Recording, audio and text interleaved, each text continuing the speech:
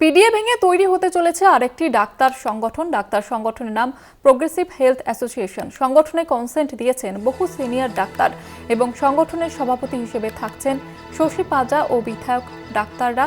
PDA ভেঙে তৈরি হতে চলেছে আরও একটি ডাক্তার সংগঠন এবং তার নাম প্রোগ্রেসিভ হেলথ অ্যাসোসিয়েশন এবং এই সংগঠনে কনসেন্ট দিয়েছেন বহু সিনিয়র ডাক্তার, এমনটাই সূত্র মারফত জানা যাচ্ছে।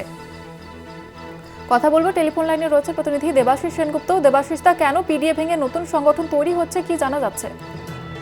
দেখো, পিডিএ ভেঙে নতুন একটি ডাক্তার সংগঠন হচ্ছে। শাসক দলের সেখানে কিন্তু থাকছে বলে এমনটা আমরা শুনতে পাচ্ছি, এবং সেক্ষেত্রে পিডিএ ভেঙে তৈরি হয়েছে প্রোগ্রেসিভ হেলথ অ্যাসোসিয়েশন এবং সেখানে সভাপতি হিসাবে কিন্তু শশী পাজা তিনি সভাপতি হবেন, এমনটা কিন্তু শোনা যাচ্ছে।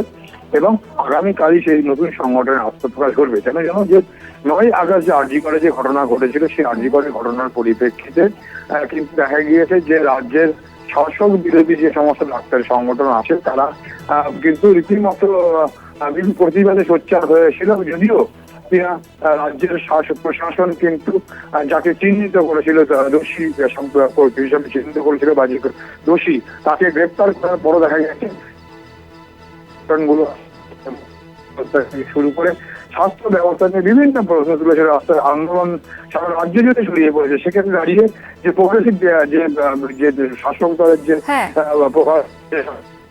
হ্যাঁ দেবাশিস, ধন্যবাদ জানাবো। দেবাশিস আমাদের সঙ্গে টেলিফোন লাইনে ছিলেন প্রতিনিধি দেবাশিস সেনগুপ্ত।